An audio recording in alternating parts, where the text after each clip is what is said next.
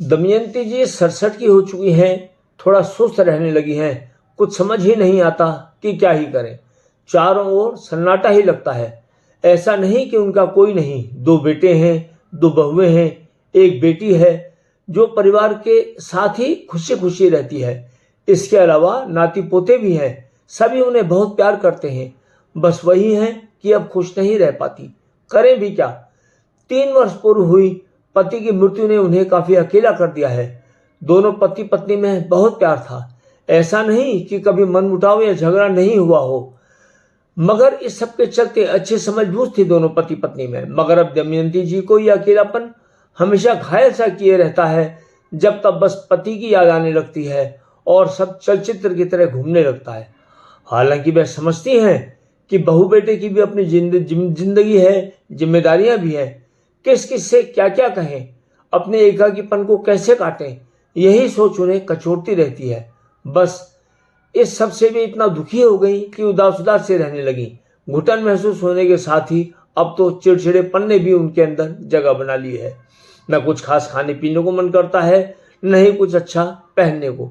जबकि पति के जीवित रहते लोग उन्हें ईर्ष्या की दृष्टि से देखते थे। उनके पहनावे की नकल की जाती और हमेशा सराहा भी जाता। मगर अब मानो सब कुछ खत्म सा हो गया है। इधर पिछले कुछ समय से दमयंती जी अपनी बीती यादों को लेकर बहुत उदास और कुछ ज्यादा खिन्न रहने लगी हैं।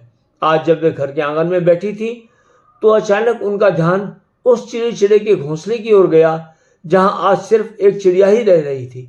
इन चिड़ियों का जोड़ा पिछले कई वर्षों से उनके आंगन में घोंसला बनाकर रह रहा था।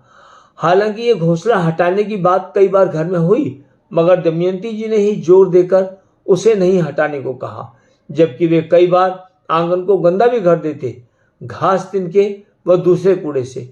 मगर इस सब के चलते दमयंती जी को वो अच्छे लगते। कभी कभी तो वे घंटों तक उनके क्रियाकलापों व अटखेलियों को देखती रहती। इस बीच उनके बच्चे भी हुए और फुर्र भी हो गए, मगर ये चिड़ी चिड़े का जोड़ा वहीं बना रहा। आज जब उन्होंने देखा यहां तो सिर्फ एक चिड़िया ही है, तो वे कुछ दिनों तक उसे ध्यान से देखती रहीं। और जब कंफर्म हो गया कि शायद चिड़िया भगवान को प्यारा हो गया होगा, कभी कभी तो चिड़िया बहुत उदास दिखती, मगर फिर अपनी दिनचर्या में लग जाती, अपना घोंसला संवारती, दाना पानी खाती और अपना जीवन जीती। दमयंती जी ने बहुत दिनों तक उसको देखा, उसके क्रियाकलापों का अध्ययन किया और समझने लगी कि सही ही तो है। जब हमें जन्म से यह पाठ पढ़ाया जाता है कि एक दिन हम सभी को जाना है और ये रिश्ते नाते, मान सम्मान, पैसा दौलत तो सब यहीं रह जाना है, तो फिर क्यों नहीं हम इन सब विरोधी भावना से आजाद होने का प्रयास करें और उन यादों में पागल से न हो जाएं जो हमारी है ही नहीं और जिन हालातों को हम ठीक कर ही नहीं सकते। आखिर ये सब क्या है? भगवान श्री कृष्ण ने यही तो समझाया है कि यह आत्मा अमर है, जो आया है वह जाएगा ही। तो क्यों ना हम इन बिछुड़े हुए व्यक्तियों की स्मृतियों में उनके जीवन से प्रेरणा लेकर उसको अपने जीवन को और सर्वोत्तम बनाएं, न कि दुखी रहें। अपने प्रिय को जीवंत और अपनी स्मृतियों में पिरोए रखकर याद करने का यही एकमात्र उपाय है।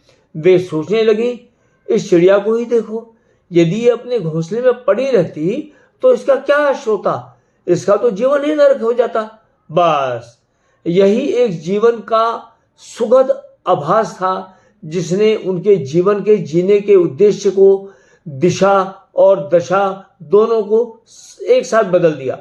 अब वे सही से खाती, पहनती और परिवार के साथ खुशी खुशी रहने का आनंद भी लेती। अब जब भी उन्हें अपने पति की याद आती है तो वे किसी जरूरतमंद को खाने पीने या कपड़े या किसी अन्य जरूरत का सामान देकर मदद करती हैं। इस सब से उन्हें लगा कि इतने समय के बाद अभी उन्हें जीवन जीने का असल सही मतलब पता चला है और वे बहुत सुखी और हल्का भी महसूस करती हैं और सबकी चहेती भी बनी हुई है।